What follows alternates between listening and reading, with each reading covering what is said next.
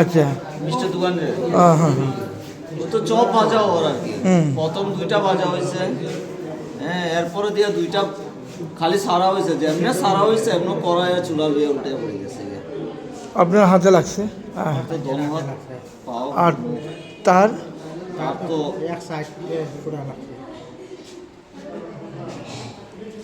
নাম কি আপনার? আমার নাম তো বাবন দেব।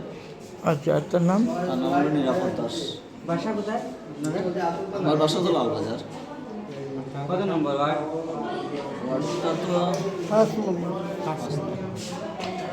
আমরা দেখতে পেলাম আপনাদের ধর্মনগর জেলা হাসপাতালে একজন রোগী এসেছেন, তো ওনার শরীরে গরম তেল পড়ে যাওয়ায় উনি ক্ষতিগ্রস্ত হয়েছেন। তো এই ব্যাপারে একটু জানতে চাইবো আর কি ওনার বর্তমান পরিস্থিতি।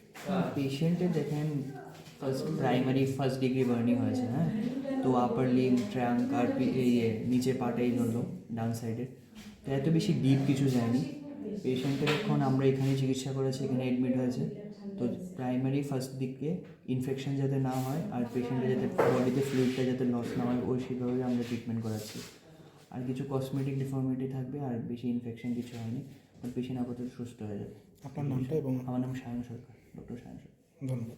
6:36 মিনিটে আমাদের কাছে একটা কল আছে, কামেশ্বর নারায়ণ সুইটস এই মিষ্টি দোকানে একটা দুজন লোক, ওনাদের কর্মচারী, ওনাদের যে কারিগর, ওরা মিষ্টি বানানোর সময় কড়াইয়ের মধ্যে গরম তেল ছিল, হঠাৎ করে এই কড়াইটা উল্টে যায়, উল্টে গিয়ে ওদের উপরে গরম তেল পড়ে। তো ওরা দুজন লোক খুব সিরিয়াস ইনজুরি হয়েছেন। ওদের নাম নিরাপদ দেব, বয়স 40 বছর। ওনার 80% ওনার বার্ন হয়ে গেছে, 80% মোটামুটি জ্বলে গেছে।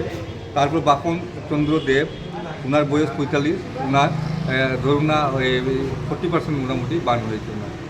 কোন জায়গায় ঘটনাটা? ঘটনা কামেশ্বরে, কামেশ্বর এই চমুনি যে বাজারটা ওখানে। কয়টার সময় ঘটনা 6:37 মিনিটে। তো আমরা রেস্কিউ করলাম ওনাদেরকে, ধর্মনগর হসপিটালে শিফট করা হয়েছে, ওনাদের চিকিৎসা চলছে।